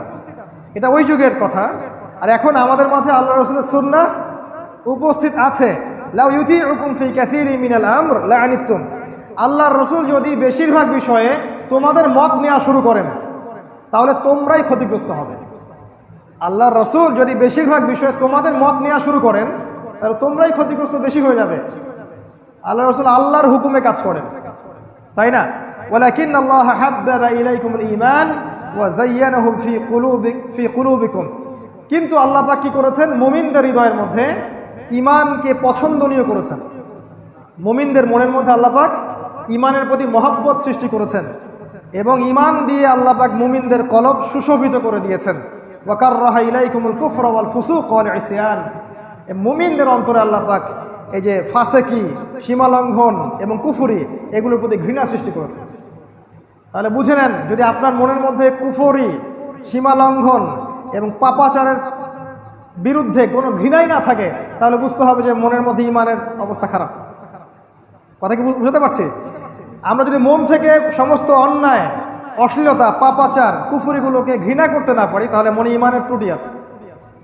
তাদের ঈমান পরিপূর্ণ যারা এগুলোকে ঘৃণা করতে পারে। উলাইকা হুমুর রাশিদুন, আল্লাহ পাক বলছেন এরাই হচ্ছে সুপথপ্রাপ্ত, এরাই সুপথপ্রাপ্ত। ফাদলাম মিনাল্লাহি ওয়া নি'মা, এগুলো আল্লাহর পক্ষ থেকে অনুগ্রহ এবং নিয়ামত।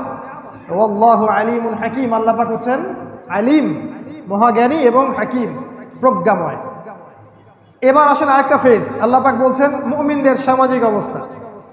ওয়াইন তাইফাতানি মিনাল মুমিনিন, খুব ভালো করে শুনি আমরা যারা ধর্মীয় সেক্টরে আছে এবং অন্যান্য সেক্টরে আছে। ওয়াইন তাইফাতানি মিনাল মুমিনিন, মুমিনদের মধ্যে দুইটা দল যদি ইখতাতালু, একে অপরের সাথে দ্বন্দ্বে লিপ্ত হয়, যুদ্ধে লিপ্ত হয়, সংঘাতে লিপ্ত হয়, তাহলে আমাদের কাজ কি? ফাসলিহু বাইনাহুমা, তাদের মাঝে ইসলাহ করে দাও। আল্লাহ বলছেন যদি মুমিনদের মাঝে এরকম দুইটা দল একে অপরের সাথে লড়াই করে, সংঘাত করে বা কি বলবো কলিউশন লিপ্ত হয়, আমাদের দায়িত্ব হচ্ছে উভয়ের মাঝখানে ইসলাহ সংশোধন করে দেয়া। তাহলে কি হবে? আয়াতটা শেষ করি। আল্লাহ পাক এরপরে বলেছেন ফাইন বাগাত ইহদাহুমা আলাল উখরা, ইসলাহ করে দেওয়ার পরেও যদি এক দল আরেক দলের উপর চড়াও হয়, জুলুম করে, ফাকাতিলুল্লাতী তাবগী, যে দলটা সীমা লঙ্ঘন করছে ওর বিরুদ্ধে তোমরা যুদ্ধ করো। হাত্তা তাফিআ ইলা আমরিল্লাহ, যতক্ষণ না আল্লাহর আদেশ নেমে আসে, মানে আল্লাহর ফয়সালা নেমে আসে। ফাইন ফাআত, এরপর যদি ওরা বিরত হয়ে যায়, ফাসলিহু বাইনাহুমা বিল আদলি ওয়া আকসিতু, যদি ওরা বিরত হয়ে যায় তাহলে উভয়ের মাঝখানে আবার ইসলাহ করে দাও, সংশোধন করে দাও ন্যায়ের মানদণ্ডে, এবং আকসিতু, ন্যায় বিচার প্রতিষ্ঠা করো, উভয়ের মাঝখানে ন্যায় বিচার প্রতিষ্ঠা করো। ইন্নাল্লাহা ইউহিব্বুল মুকসিতিন, আল্লাহ পাক এই মীমাংসাকারীদেরকে পছন্দ করেন। এখান থেকে মেসেজ কি পেলাম? যদি আমরা দেখি আমাদের উম্মাহ, এই মুসলিম উম্মাহ একে অপরের সাথে লড়াইয়ে লিপ্ত আছে, ধর্মীয় ক্ষেত্রে হোক, সামাজিক ক্ষেত্রে হোক বা পলিটিক্যাল ক্ষেত্রে, আমাদের দায়িত্ব হচ্ছে উভয়ের মাঝখানে ইসলাহ করে দেয়া। ইসলাহ করার পর যদি কেউ কারো প্রতি সীমা লঙ্ঘন করে, তখন মাজলুমের পক্ষ নেওয়া উচিত, জালেমের পক্ষ নয়। এরপর যদি তারা আবার সংশোধন হয়ে যায়, আবার ইসলাহ করে দেয়া। এবং আল্লাহ পাক বলছেন, আল্লাহ পাক ইসলাহকারীকে পছন্দ করেন।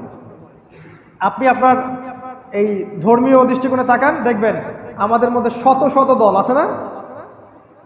আছে না, নাকি নাই? এদের মাঝখানে ইসলাহ করা আমাদের দায়িত্ব। এই জন্যই আমরা বলেছি যে সবাই মিলে একটা কমিউনিটিতে আসতে হবে। আমাদের সবচেয়ে বড় পরিচয় হবে আমরা মুসলিম। হানাফি আমার ভাই, সালাফি আমার ভাই, দেওবন্দি আমার ভাই, তাবলিগ আমার ভাই, সবাইকে ভাই মনে করতে হবে। ওয়ান উম্মাহ কনসেপ্টে একটা কমিউনিটি গড়ে তুলতে হবে। এটা ইসলাহ এবং সংশোধনের প্যাটার্ন। একইভাবে যখন পলিটিক্যাল লাইফে দেখবেন, তারা সবাই কিন্তু মুসলিম মুমিন। কেউ যদি কুফরি করে থাকে সেটা আল্লাহ তার হিসাব নেবেন, বাহ্যিকভাবে বলছি। তারাও বিভক্ত, তারা বিভিন্ন দলে বিভক্ত, একে অপরের উপর চড়াও হচ্ছে। ওদের মাঝখানে আমাদের ইসলাহ সংশোধন করা উচিত। ওদেরকে বোঝানো উচিত যে আপনারা ওয়ান উম্মার অন্তর্ভুক্ত, আমরা সবাই একটা উম্মা। আসলে শয়তানি সভ্যতা, আল্লাহর দুশমনরা চেয়েছিল আমরা যেন ধর্মীয়ভাবে বিভক্ত হয়ে থাকি আর পলিটিক্যালি বিভক্ত হয়ে থাকি, যাতে করে একটা উম্মাহ টুকরা টুকরা হয়ে থাকে, আমাদেরকে শাসন করা ওদের জন্য সহজ হয়। আসলে বাস্তবতা এটাই হয়েছে, আমরা বুঝতে পারি নাই। এখনো যদি সতর্ক না হয়, আগামীতে আরো ক্ষতি হবে। আল্লাহ পাক বোঝার তৌফিক দান করুন। এরপর আল্লাহ পাক বলছেন, একটা চিরায়াত আয়াত, ইন্নামাল মুমিনুনা ইখওয়া, প্রত্যেকটা মুমিন হচ্ছে একে অপরের ভাই। প্রতিটা মুমিন একে অপরের ভাই। ফাসলিহু বাইনা আখাওয়াইকুম, তোমরা তোমাদের ভাইদের মাঝখানে ইসলাহ এবং সংশোধন করে দাও। ওয়াত্তাকুল্লাহ, আল্লাহকে ভয় করো। লাআল্লাকুম তুরহামুন, যাতে করে তোমরা রহমত প্রাপ্ত হতে পারো। তাহলে আল্লাহ বলছেন সমস্ত মুমিনরা ভাই, আর আমরা এখন বলছি যে ওই দল জাহান্নামী আর ওই দল জান্নাতি, এই দল এটা আর ওই দল অমুক, আমি হকের ডিলার, আমার কাছে আসো জান্নাতের সার্টিফিকেট নিয়ে চলে যাও। ও খারেজি আর ও অমুক আর ও তমুক, ও সন্ত্রাসী ও জঙ্গি, আমি হকের ডিলার, আমার কাছে আসো জান্নাতের লিস্ট লাগলে নিয়ে যাও। আল্লাহ বলছেন আমরা সবাই ওয়ান উম্মাহ। আর ওয়ান উম্মাহ কনসেপ্টে কথা বলার কারণে আমরা হয়ে যাচ্ছি বিতর্কিত। সুবহানাল্লাহ। তাহলে আমরা কি সেক্টরিয়াল ডিভিশন নিয়ে কথা বলবো? একটা দল খুলে বলবো সবাই আমার দলের ফর্ম পূরণ করেন? আপনি যদি আমার দলের ফর্ম পূরণ না করেন, তাহলে আপনি আর জান্নাতীদের অন্তর্ভুক্ত না। যদি আপনি আমার দলের ফর্ম পূরণ করেন, তাহলে আপনি হকের মধ্যে আছেন। ফর্ম পূরণ করবেন না, হকের মধ্যে না। এই কনসেপ্টে ভাই আমি বিশ্বাসী না। যদি কেউ বিশ্বাসী হয়, সেটা তার চিন্তা, সে তার চিন্তা লালন করুক। Let them do whatever they want, তাদেরকে করতে দেন তারা যেটা চায়। আর আমরা আমাদের যে মানহাজ বা যে তরিকা বা যে মতবাদ ফলো করছি, এটাকে আমাদেরকে করতে দেন। আমরা তো তাদের মতবাদে লাঙল চালাতে যাই নাই। যদি এটাতে সে এগ্রি নাও করে, তো লিভ আস অ্যালোন, আমাদেরকে একা ছেড়ে দেন, আমরা আমাদের মতো কাজ করতে থাকি। আমাদের চেষ্টা থাকবে প্রতিটা মুসলিম যেন একটা প্ল্যাটফর্মে আসে, এই চেষ্টা করে। এর জন্য নতুন কোনো দল খোলার দরকার নেই, দরকার মনের পরিবর্তন, যে ও আমার ভাই, বাস এনাফ, দ্যাটস অল। আপনার আমরা দেখেছি, দুঃখের সাথে বলছি যে আমরা দেখেছি একটা জামাত ছিল, সেখানে 1000 লোক ছিল। পরে দেখা গেল সেখান থেকে মসজিদ ভাঙলো। হ্যাঁ, ফরজ ওয়াজিব নিয়ে কিন্তু মসজিদ ভাঙে নাই, আর মুস্তাহাব মাসআলা নিয়ে মসজিদ ভাঙছে, ভেঙে আরেকটা মসজিদ করছে। তারপরে আবার 1 কিলোর পরে আরেকটা মসজিদ, তারপরে আরেকটা মসজিদ, একটা রাস্তাতে 5টা মসজিদ। শুনলাম ওই প্রথম মসজিদটাই ছিল প্রথম আদি মসজিদ, বাকিগুলো ভেঙে ভেঙে হয়েছে। তো এরা মাশাআল্লাহ দিন কায়েম করে ফেলছে নাকি? এরা হকের চূড়ান্ত মানদণ্ড। এদেরকে দিয়ে উম্মার কোনো কল্যাণ নাই। আসলে সময়ের স্রোতে, ইতিহাসের স্রোতে এরা হারায় যাবে। এবং যারা সত্যিকার অর্থে উম্মাকে ইউনাইটেড করার চেষ্টা করবে, ইনশাআল্লাহ এরা সাস্টেইন করবে ইনশাআল্লাহ। আল্লাহ পাক আমাদেরকে ভাই বলেছেন। আর এবার আল্লাহ পাক কি বলছেন শুনুন, ইয়া আইয়ুহাল্লাযীনা আমানু, হে মুমিনগণ, লা ইয়াসখর, খুব ভালো করে শুনেন, লা ইয়াসখর কওমুম মিন কওম, কোনো কম যেন অন্য কোনো কমকে যেন তুচ্ছ তাচ্ছিল্য না করে। আসা আন ইয়াকুনু খায়রাম মিনহুম, হতে পারে যাকে তুচ্ছ করা হচ্ছে, যাকে উপহাস করা হচ্ছে, ওই কম এই কমের চেয়ে অনেক বেশি উত্তম। ওয়ালা নিসাউম মিন নিসা আসা আন ইয়াকুননা খায়রাম মিনহুন্না, কোনো মহিলাদের দল যেন অন্য কোনো মহিলাদের দলকে তুচ্ছ তাচ্ছিল্য না করে। আসা আন ইয়াকুননা খায়রাম মিনহুন্না, হতে পারে ওই দল যাদেরকে তুচ্ছ করা হচ্ছে, আন্ডারএস্টিমেট করা হচ্ছে, ওরাই এদের চেয়ে বেশি উত্তম। আল্লাহ বলছেন ওয়ালা তালমিজু আনফুসাকুম, ওয়ালা তালমিজু আনফুসাকুম, তোমরা একে অপরকে দোষারোপ করো না। ওয়ালা তানাবাজু বিল আলকাব, একে অপরকে মন্দ নামে ডেকো না। আল্লাহর কথা আমাদের ভয় করা উচিত। তোমরা একে অপরকে দোষারোপ করো না, একে অপরকে মন্দ নামে ডেকো না। বিসাল ইসমুল ফুসুক বাদাল ঈমান, ঈমান আনার পরে এরকম কাজটা হচ্ছে একটা ফাসিকি কাজ, নিকৃষ্ট একটা ফাসিকি কাজ। ওয়া মান লাম ইয়াতুব, যে ব্যক্তি এই কাজ থেকে তওবা করবে না, ফাউলাইকা হুমুজ জালিমুন, তারা হচ্ছে জালেম। তারা যে জালেম কে বললো? আল্লাহ বললেন। তাহলে এই আয়াতে আল্লাহ পাক বলছেন আমরা যেন নিজেদেরকে নিয়ে আত্ম অহমিকায় না ভুগি যে আমি সুপিরিয়র আর সে হচ্ছে নরকের কীট, নর্দমার কীট, এইসব কথা যেন আমরা না বলি। আমি একদম হকের ডিলার আর তারা এই যে খাওয়ার, এরা সন্ত্রাসী, ওরা উম্মার আবর্জনা, এরা জাহেল, এরা জ্ঞান পাপী, এইসব কথা আমরা যেন না বলি। আসা ইয়াকুনু খায়রাম মিনহুম, হতে পারে সেই ব্যক্তি তোমাদের চেয়ে বেশি উত্তম। ওয়ালা তানাবাজু বিল আলকাব, মন্দ নামে টাইটেল দিয়ে ডেকো না। বিসাল ইসমুল ফুসুক বাদাল ঈমান, ঈমান আনার পর এটা ফাসিকি কাজ, নিকৃষ্ট ফাসিকি কাজ। ওয়া মান লাম ইয়াতুব, যে ব্যক্তি এগুলো থেকে তওবা করে না, ফাউলাইকা হুমুজ জালিমুন, সে ব্যক্তি জালেম। আল্লাহ পাক আরো বলছেন তার পরের আয়াতে, ইয়া আইয়ুহাল্লাযীনা আমানু, হে মুমিনগণ, ইজতানিবু কাসীরাম মিনাজ জন, ভালো করে শুনেন, ইজতানিবু কাসীরাম মিনাজ জন, এই জেনারেশনের সবচেয়ে বড় সমস্যা, বাঙালি জাতির, বাঙালি মুসলিম জাতির সবচেয়ে বড় সমস্যা। ইজতানিবু কাসীরাম মিনাজ জন, তোমরা বেশি বেশি ধারণা করা থেকে বিরত থাকো, বেশি বেশি ধারণা করা থেকে বিরত থাকো। ইন্না বা'দা যন্নি ইসম, বেশ অনেক ধারণা আছে যেগুলো হচ্ছে পাপ, সব ধারণা সঠিক না, অনেক ধারণা হচ্ছে পাপ। ওয়ালা তাজাসসু, তোমরা এই যে গোয়েন্দাগিরি করতে যাও না, মানে হচ্ছে তোমাদের ভাইয়ের দোষ ত্রুটি গোপনে অন্বেষণ করতে যাও না। ওয়ালা ইয়াগতাব বা'দুকুম বা'দা, একে অপরকে গীবত করো না, গীবত তো বুঝি, দোষ চর্চা করো না। আইয়ুহিব্বু আহাদুকুম, তোমাদের মধ্যে কেউ কি পছন্দ করবে আইয়াকুলা লাহমা আখিহি মাইতান, তোমাদের কোনো মৃত ভাইয়ের গোশত ভক্ষণ করতে? ফাকারিহতুমুহু, তোমরা তো এটাকে নিঃসন্দেহে অপছন্দ করো। ওয়াত্তাকুল্লাহ, আল্লাহকে ভয় করো। ইন্নাল্লাহা তাওয়াবুর রহিম, নিশ্চয় আল্লাহ পাক তওবাকারী, তওবা কবুলকারী এবং অতিশয় দয়াময়। আল্লাহ এই আয়াতে বলেছেন বেশি বেশি ধারণা করো না। অনেক ধারণা, এগুলো হচ্ছে পাপ, ঠিক না ধারণাগুলা। আর একে অপরের পিছনে দোষ খুঁজে বেরো না। এই যে অনলাইন মানে কি? একে অপরের দোষ খুঁজে বের করা। এই আলেমের কি হয়েছে, ওই কি ওখানে বক্তব্য দিচ্ছে, একটা বক্তব্যের পুরোটা শুনে বলবে হ্যাঁ এই 55 মিনিটে গিয়ে একটা ভুল পাইছে, মাশাআল্লাহ। আপনি ইমাম আবু হানিফাকে যদি এখানে দাঁড় করা দেন এবং রেকর্ড করতে থাকেন তার বক্তব্য, এই রেকর্ডিং সিস্টেমের মধ্য দিয়ে, তার মুখ থেকে কি কোনো স্লিপ অফ টাং বের হতে পারে না? দু একটা কথা এদিক করে যেতে পারে না? ওইটা ফাইন্ড আউট করে বলবে এই যে এ বাতিল, এই যে ভুল বলছে, এর আসলে জ্ঞান নাই, এ খারেজ, পাপি, জ্ঞান পাপি। ওকে ফাইন, আপনি একটা বক্তব্য দেন না 1 ঘন্টার, আমরা রেকর্ড করি, তারপর দেখি আপনি কত বেটার দিতে পারেন। আপনি দেন না, মানুষ তো বুঝতেই পারতেছে সবকিছু কি হচ্ছে এখন।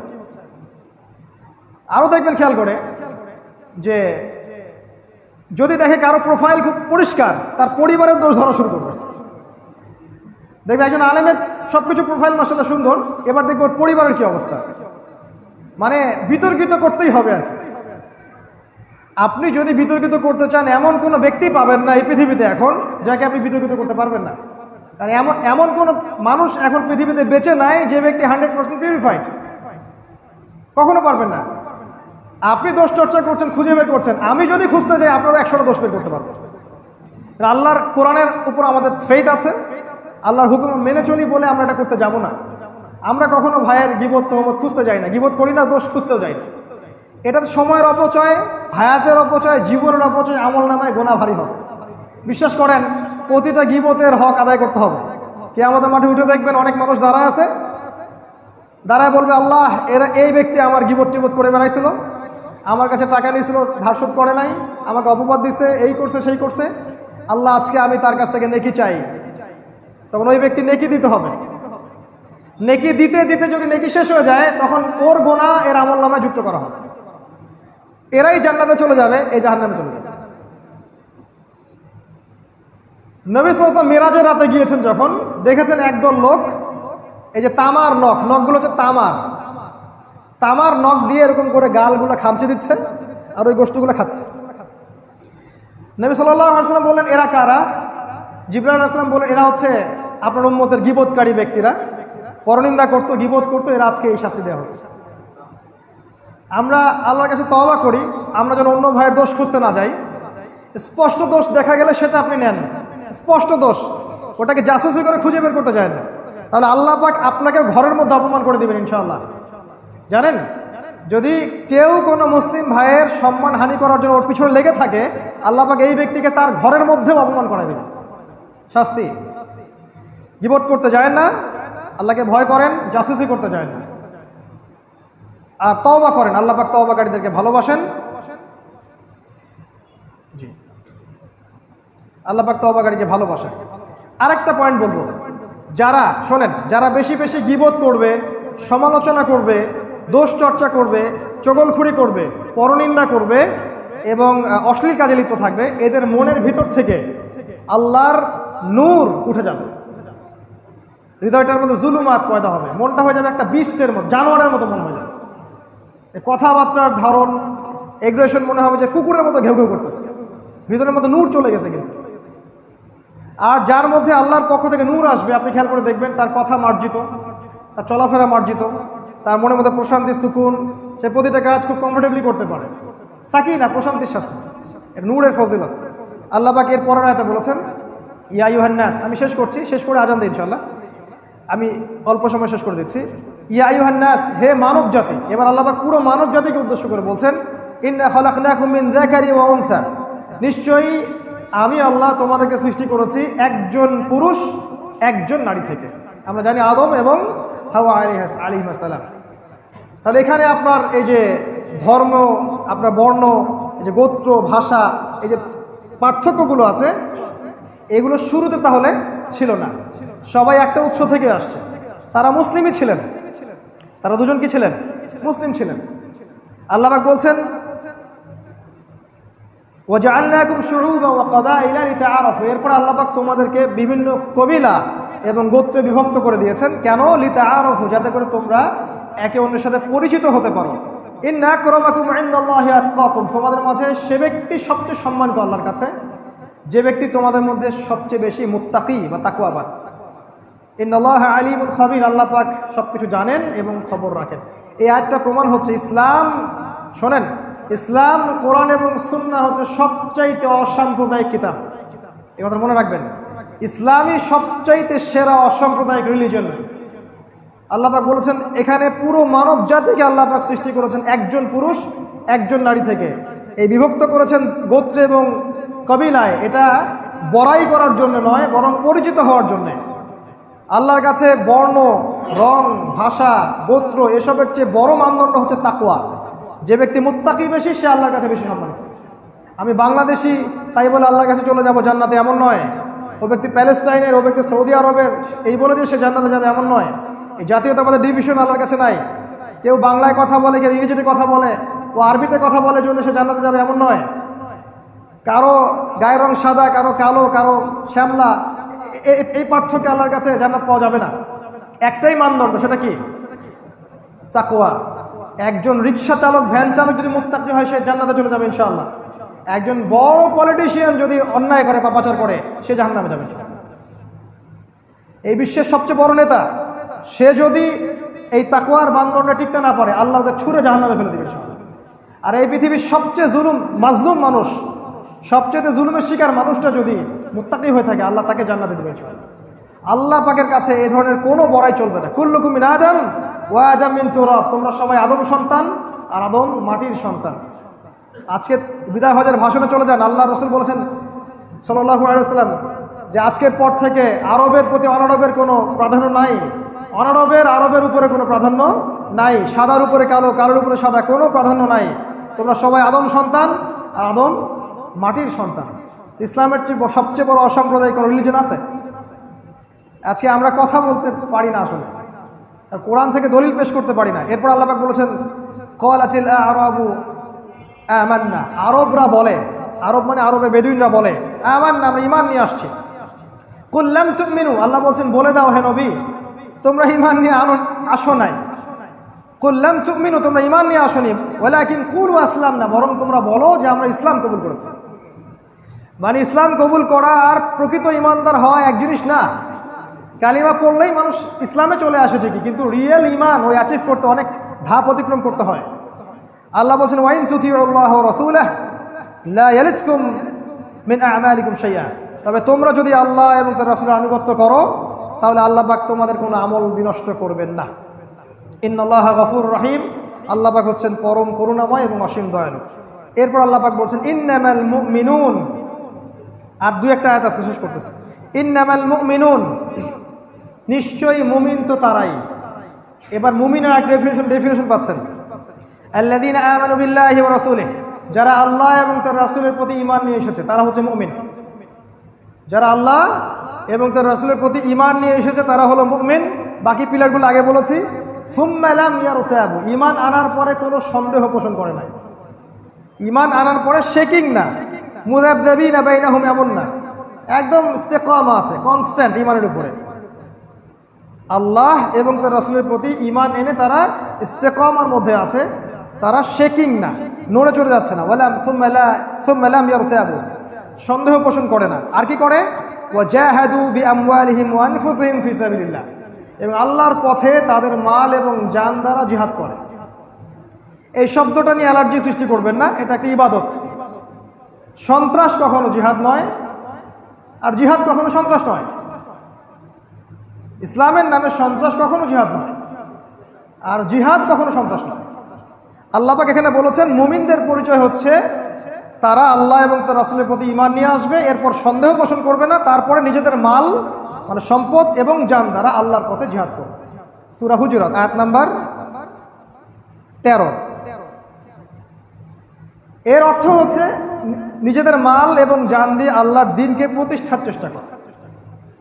আপনি কথা দিয়ে জিহাদ করতে পারেন, আপনি লিখনি দিয়ে করতে পারেন, আপনি নফসের সাথে করতে পারেন, একটু স্টেজ আছে। আপনি মাল দিয়ে করবেন, জান দিয়ে করবেন। প্রয়োজন হলে যদি সমস্ত শর্ত পূরণ হয় তখন আপনাকে বদরের মাঠে যেতে হলে সেখানেও যেতে হবে, উহুদে যেতে হলে সেখানেও যেতে হবে। সব কিছুই ইসলামের মধ্যে আছে, কিন্তু পরিবেশ পরিস্থিতি অনুযায়ী যেটা যখন অ্যাপ্লাই করা দরকার সেটা করতে হবে। যখন যে সিচুয়েশন নাই তখন সেটা করা যাবে না, সিম্পল। এসবের জন্য একটা ইমারা লাগবে, আমির লাগবে, স্টেট লাগবে, সার্বভৌমত্ব লাগবে, আপনার ক্ষমতা লাগবে, সব কিছুর দরকার আছে। এটার সবচেয়ে ভালো ব্যাখ্যা হচ্ছে রাসূল সাল্লাল্লাহু আলাইহি ওয়াসাল্লামের সিরাত। নবীর জীবনী পড়ে দেখেন তিনি কিভাবে দাওয়াত এবং জিহাদের মধ্য দিয়ে ইসলাম কায়েম করেছেন। ওটাই সুন্নাহ, অন্য কিছু সুন্নাহ নয়। এই হলো বিষয়। আর একটা বিষয় হচ্ছে যে ঈমান আনার পরে সন্দেহ তারা পোষণ করবে না। ঈমান আনার পরে আর সন্দেহের অবকাশ নাই, তারা এইভাবে আল্লাহর পথে কাজ করতে থাকবে। আল্লাহ পাক এর পরে দুটো আয়াতে বলে শেষ করছে। আল্লাহ পাক বলেছেন কুল আতুআল্লিমুনাল্লাহা বিদীনিকুম, হে মুমিনরা, মুসলিমরা, তোমরা কি আল্লাহকে তার দ্বীন শেখাতে চাও? তোমরা কি আল্লাহকে তার দ্বীন শেখাতে চাও? ওয়াল্লাহু ইয়ালামু মা ফিস সামাওয়াতি ওয়া মা ফিল আরদ, আল্লাহ পাক নিজেই তো আসমান এবং জমিনের সমস্ত জ্ঞান রাখেন। আর আল্লাহকে তোমরা তার দ্বীনের ব্যাখ্যা শেখাতে চাও? আল্লাহু বিকুল্লি শাইইন আলিম, আল্লাহ পাক প্রত্যেকটা বিষয় সম্পর্কে জ্ঞানী। শেষের আয়াতে আল্লাহ পাক বলেছেন এই সূরার, ইয়ামুন্নুনা আলাইকা আন আসলামু, এটা আমাদের স্বভাব এখন মুসলিমদের। ইয়ামুন্নুনা আলাইকা আন আসলামু, হে নবী, তারা ইসলাম কবুল করেছে বলে মনে করে যে তোমার প্রতি বড় ইহসান করে ফেলছে। তারা ইসলাম কবুল করে তোমার উপর অনেক বড় মনে কৃতজ্ঞতা প্রকাশ করে ফেলছে, বড় একটা উপকার করে দিচ্ছি আমরা দিনের। আল্লাহ বলছেন কুল লা তামুন্নু আলাইয়া ইসলামাকুম, আর তোমাদের ইসলাম কবুল করা আমাদেরকে একদম সম্ভ্রান্ত করেনি, মনোনীত করে নাই। তোমাদের ইসলাম কবুল করা না করার সাথে আল্লাহ তার রাসূলের সম্মান জড়িত না। ওদের ভাবখানে এমন যে ইসলাম কবুল করে ইসলামকে সম্মানিত করে ফেলছে আর কি। আল্লাহ বলছেন কুল লা তামুন্নু আলাইয়া ইসলামাকুম, তোমাদের ইসলাম কবুলটা তোমাদের ইসলাম কবুলটা কি? আমরা তোমাদের ইসলাম কবুল করার কারণে আল্লাহ তার রাসূল ধন্য হয়ে যান নাই, বরং কি হয়েছে?